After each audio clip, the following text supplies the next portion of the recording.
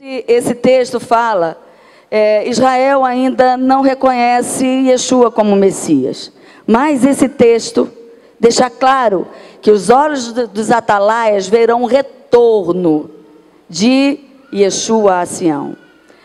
E diz ainda que a última vez que Israel viu Yeshua, viu Jesus, foi quando ele morreu.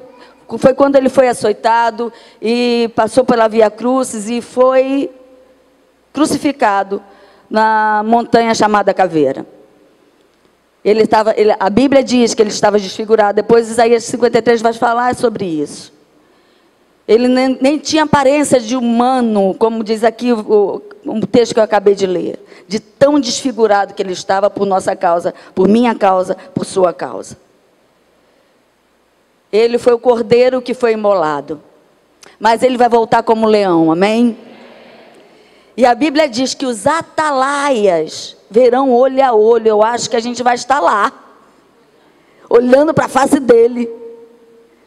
E por isso Deus tem levantado um exército de atalaias, exércitos de sentinelas, que não estão ignorantes acerca disso, não são ignorantes acerca disso.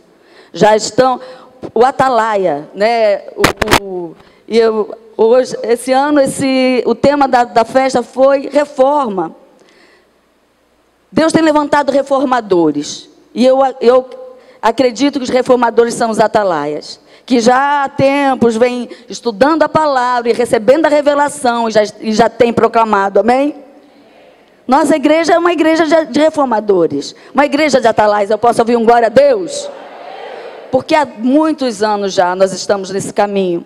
Nós ouvimos lá Jürgen Buller, o diretor da embaixada, que pregou na segunda noite da festa dos tabernáculos. Ele disse: a reforma que Deus quer fazer na igreja é que a igreja se torne uma atalaia, vista a camisa de sionista, que é se posicionar como a favor de Israel, como o Estado de Israel, a existência do Estado de Israel como legítima. E ele disse que Deus, esse ano, Deus está despertando a igreja para esse chamado, de consolar Israel, Isaías 40, de proclamar, se tornar um intercessor, de importunar a Deus, até que Ele restabeleça Jerusalém como objeto de louvor na terra. O entendimento espiritual se abrisse, e esse ano o entendimento espiritual abriu para mim. Abriu, eu fui lá, coloquei todos os pedidos de vocês lá. Eu creio que Deus vai nos responder, mas eu não creio só por causa da minha oração, mas é porque eu também entendi que aquela geografia, ela tem um sentido espiritual forte, e Deus me lembrou, sabe o que, Osni? Israel está no centro das nações da terra. Jerusalém está no centro de Israel, e o muro está no centro de Jerusalém. Eu estava no centro do centro do centro de tudo. Dá glória a Deus aí. Se eu estou no lugar que eu creio que profeticamente Deus disse que esse lugar, Ele ouviria dos céus e moveria seu braço forte e a sua destra poderosa na minha direção, por que eu vou negar a eficiência de algo tão espiritual e tão físico, se eu estava no lugar? E aí, abriu um portal para mim. E o portal do entendimento meu, em relação à minha própria vida, é que eu preciso me reformar. E a reforma que eu preciso fazer, ela está baseada nos princípios que eu preciso cumpri-los. E que, por mais que a minha mente, ainda moldada ou formatada pelo mundo totalmente dissociado dos princípios de Deus, porque se eu creio que trazer dízimos e ofertas à casa do tesouro faz com que a janela seja aberta, por que eu não vou crer que eu, estando no lugar que foi consagrado a Deus, escolhido pelo próprio Deus, não tem também um portal aberto?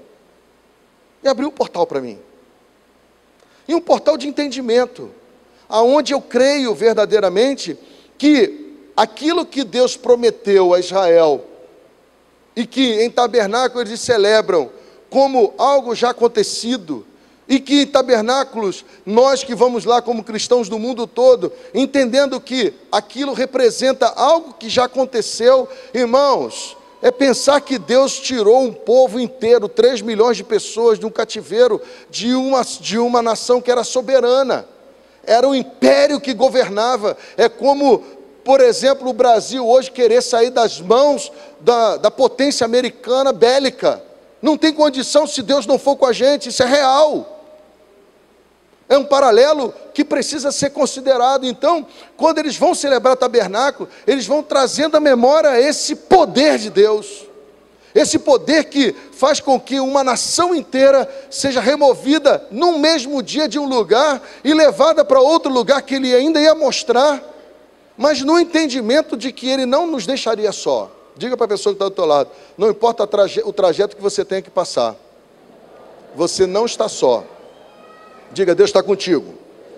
Diga para a pessoa que está do teu lado, creia nisso. Deus está contigo. Mas Ele só não quer te tirar de um lugar em que você tenha lembranças de tudo que você foi oprimido, e que você tenha lembranças de tudo aquilo que nessa opressão Ele com sua mão forte te tirou e te protegeu. Ele não quer só isso. Ele quer que você olhe para o futuro. Diga, Ele quer que você olhe para o futuro. Diga, Ele quer que você olhe para o futuro.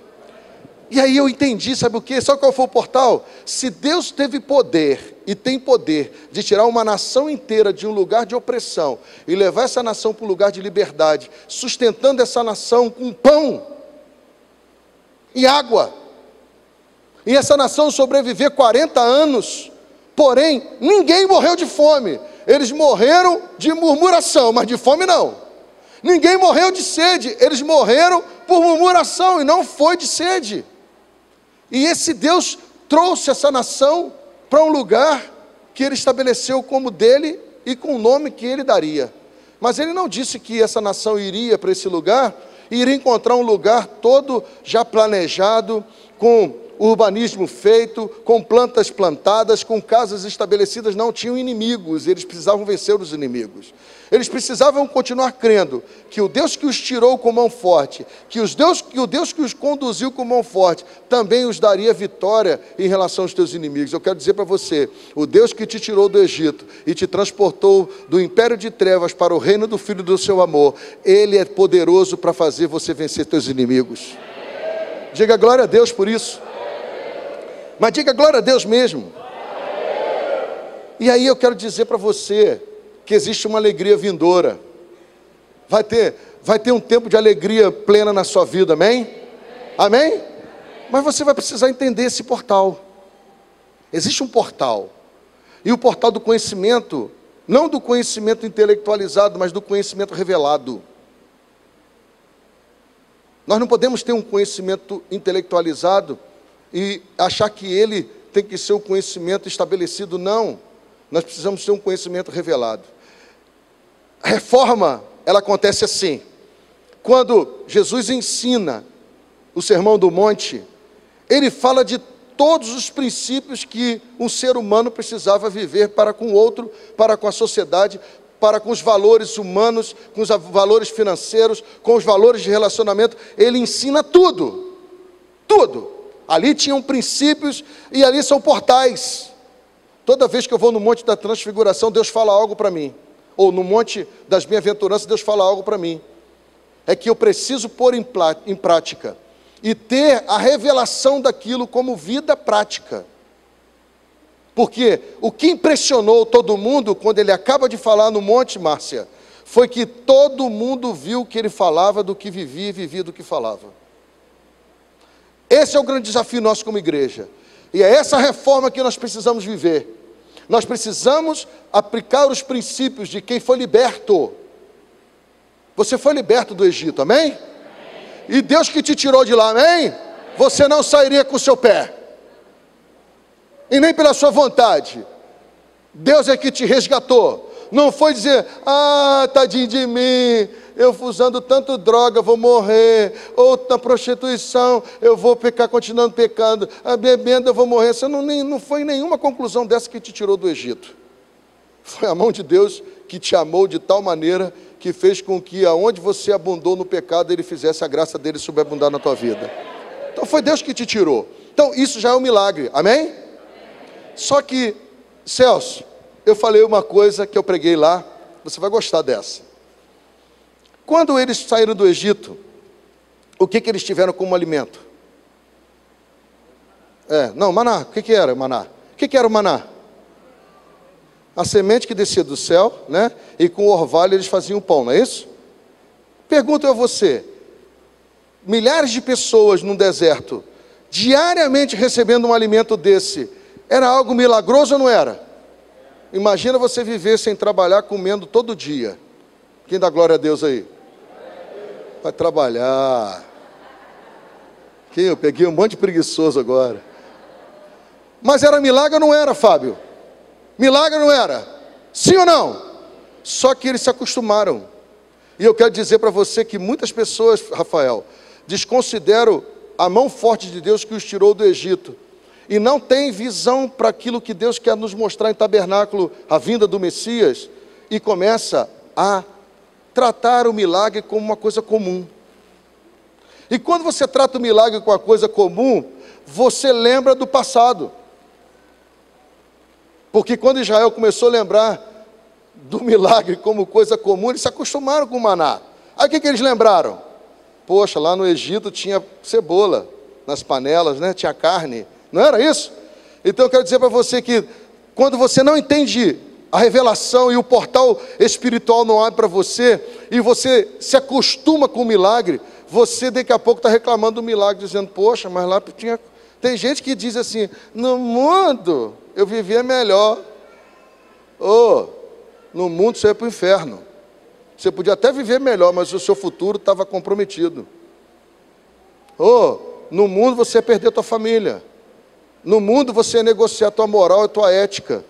Porque aqui os princípios te empurram para um compromisso de responsabilidade com o seu futuro. Verdade ou não é? Tem muita gente que está na linha aqui com medo do inferno, não é porque tem prazer nas leis do Senhor. Mas aí chega um tempo que você se acostuma com o milagre. E quando você se acostuma com o milagre, você faz lembrança de coisas que te davam prazer no passado. Porque comer carne dava prazer para eles. Mas o pior não é isso, irmãos. O pior é que chega um tempo que a gente se acostuma, lembra das coisas do passado, mas tem um momento pior ainda. Sabe quando é? Quando você começa a considerar vil aquilo que Deus tem feito na sua vida. Chegou um tempo que eles consideraram o pão que eles recebiam como uma coisa vil. E a Bíblia diz que Deus fez com que as serpentes viessem e os picassem. E a serpente ou os matava ou os colocava em condição inapta. Porque a serpente, quando ela pica, eu já falei isso aqui muitas vezes, vou repetir. Quando ela pica, se ela não te matar, ela aniquila o membro que ela picou você. E aí, quando você para e pensa nisso, você não entende por que Deus estabeleceu que todos os anos eles celebrem as festas. E todos os anos eles celebram a festa de tabernáculos, e há uma maior alegria, porque essa festa representa a colheita, e essa festa representa o que Deus fez. Então ela tem um significado presente, tem um significado passado, mas para nós tem um significado, a volta do Messias. Diga glória a Deus por isso. Diga glória a Deus por isso. Só que quando nós reformamos a nossa mente, e aí o apóstolo René fala uma coisa muito tremenda, é que um dos fatores da reforma é você planejar e fazer. Quando você tem uma mente transformada, uma mente reformada, você começa a ter planos presentes para realizações futuras. Porque as pessoas pensam que elas vão ter realizações num toque de dedo, como se isso fosse algo que você merecesse e que Deus tem a obrigação de te dar. Não. Aqui diz claramente, que Deus perdoaria o pecado deles, sim, mas também traria uma recompensa na medida de cada um, segundo o coração de cada um. Leram o texto? Sim ou não? E isso servia para Israel e para o estrangeiro. E aí eu entendi que tinha sentido eu orar no muro, porque eu sou estrangeiro, eu não sou israelita, não sou judeu. Porque o israelita é o nascido da nação, e o judeu é aquele que é por convicção religiosa. Eu não sou nem israelita e nem judeu. Mas eu vou repetir o que o apóstolo René falou: dentro de mim mora o judeu dos judeus. Então tem algo revelado na minha vida em Cristo, que me faz olhar para esse texto e entender que Deus quer que eu me mova nesse entendimento para temer a Ele e não impedir a reforma na minha vida. E a primeira aspecto da reforma na minha vida é viver o princípio das bem-aventuranças como aquele que fala do que vive e vive do que fala. Diga assim: a reforma que Deus quer na minha vida é que eu seja testemunho daquilo que Ele tem me dito para que eu seja. Você pode aplaudir o Senhor pela sua vida?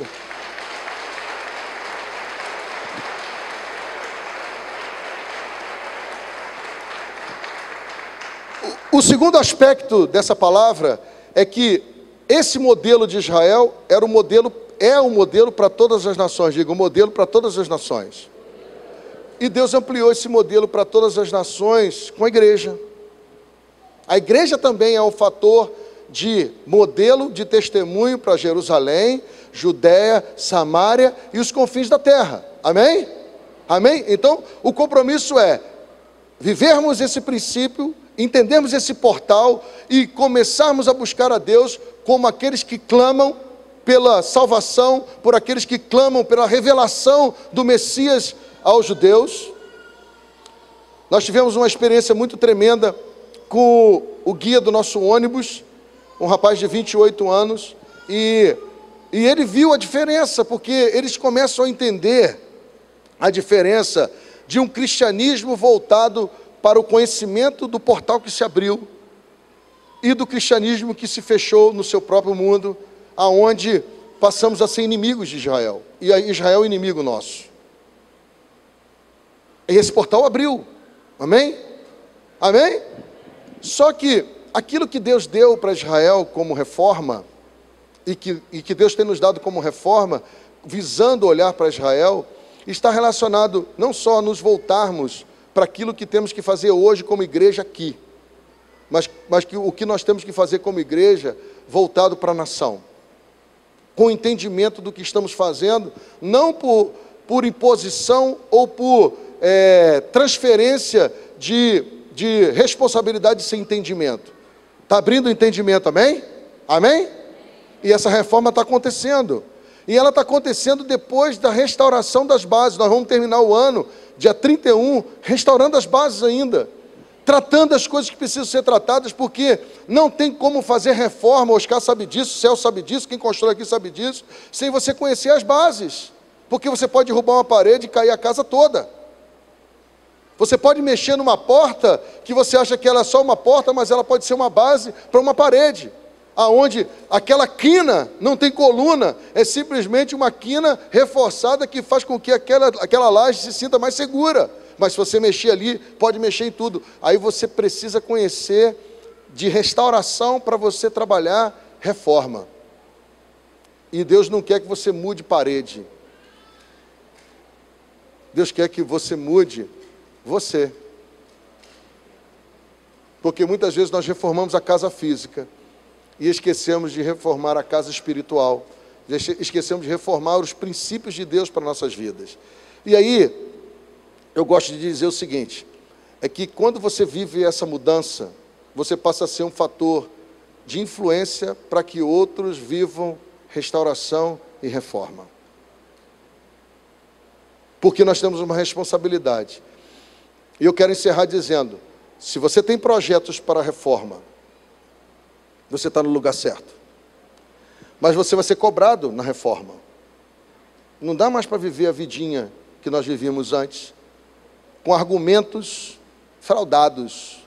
Porque, na verdade, você pode ter todo o argumento para fazer o que você quiser, mas Deus tem princípio para você fazer o que você tem que fazer. Vou repetir, você pode ter argumento para fazer o que você quiser, mas Deus tem um princípio para você fazer o que você tem que fazer. Só que você não vai fazer para você. A reforma não é só para você. A reforma é para que você seja influência na vida de outros, amém? Amém? Mas com uma responsabilidade muito maior. E por isso que eu falei de Fábio e Renata. É porque nós vamos deixar um legado. Eu vou repetir aqui o que eu sempre falo. Pais, por favor, não deixe o convívio da igreja por causa dos argumentos da sua alma ou por causa de conflitos de relacionamento, porque você pode estar comprometendo o futuro do teu filho.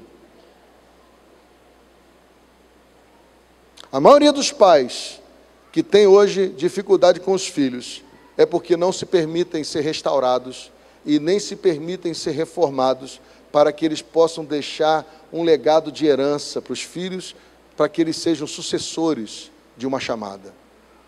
Nós temos responsabilidade. Eu quero dizer para você que o meu tempo ministerial já está quase indo do meio para o final. O que eu vou deixar aqui como sucessor e o que nós vamos deixar como sucessores aonde estamos atuando é o que vai definir o que nós fizemos. Se não conseguirmos deixar, nós vamos ter comprometido todo esse trabalho e tudo isso aqui se tornou nada. Nada. E esse é o nosso desafio em nos voltar para Jerusalém. Esse é o nosso desafio de irmos a Tabernáculos ano que vem. Tem uma palavra de Deus para você para Tabernáculo ano que vem. Todas as famílias da terra irão a Tabernáculo. Vou repetir. Todas as famílias da terra irão a Tabernáculo. E eu creio nisso. Eu creio nisso. Eu creio que Deus pode se mover a seu favor e você ir a Tabernáculo. Eu já ganhei 2 passagens para ir para Tabernáculo, em Tabernáculo, quando eu disse, eu vou trazer minha família toda, eu vou levar, posso falar? Vou levar Natália, vou levar Esdras, vou levar Vitor, vou levar Vinícius, vou levar Nayara, vou levar Bia, vou levar Raquel, vou levar minha morena. Eu tenho uma morena, tenho uma papagaia, eu vou levar ela. Ela vai se converter. Ela fica com ciúme da papagaia. Não, eu vou levar todo mundo. Aí você vai dizer assim, é muito caro. Aí eu lembrei de Verônica e Marcos e a pequenininha. Já comprometi que Márcia vai junto. Já falei que também quem vai estar é Bia. Quem vai estar vai ser Pedro e Raquel. Vai a família toda. Porque se você se mobilizar para isso, só que isso tem uma demanda. E eu quero dizer para vocês, a boa notícia disso tudo é que ano que vem nós vamos poder fazer a nossa própria caravana, sem estar aliançado e aliado com ninguém para nada. Nós vamos poder fazer com liberdade e nós vamos montar nossa caravana. E vamos a Jerusalém com todas as famílias da terra. Amém? Amém? Só que isso é um projeto que eu sei que você pode olhar e dizer, para quê? Por que eu vou investir esse dinheiro todo?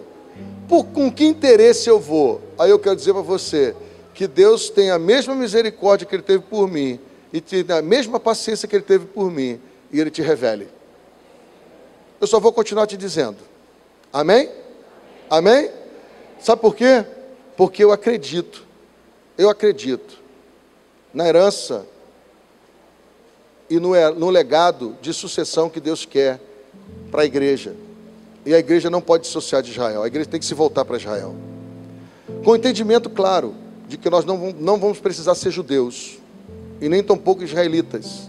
Nós não precisamos nos converter ao judaísmo, e nem precisamos ser moradores de Jerusalém, como israelitas, e nem nos voltarmos para Israel como judeus.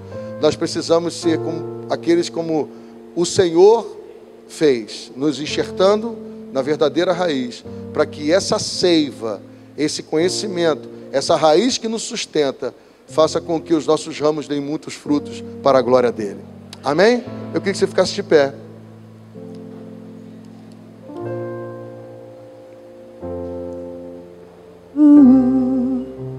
Jesus é o centro de tudo que há. Jesus é o centro de tudo que há, o início e o fim, desde a eternidade, tudo é sobre Jesus. Jesus.